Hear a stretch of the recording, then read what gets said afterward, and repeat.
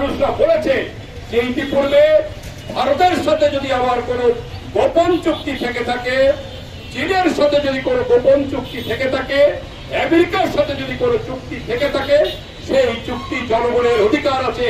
সেই চুক্তিটা কি ইতিপূর্বের সরকারও সেটা প্রকাশ করে নাই।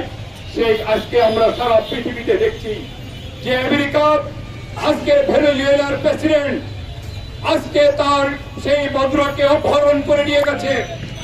আজকে প্যালেস্টাইনি জনগণের উপরে একটি নির্বাচনে আজকের অত্যাচার, গুলি, হত্যা, শিশু, নারীকে আজকের পাশাপাশি ইরানে আজকে আমরা কি দেখছি যে ইরানে বোমা হামলা হচ্ছে, টোটাল মধ্যপ্রাচ্য আজকে গ্রাস করে বসে আছে।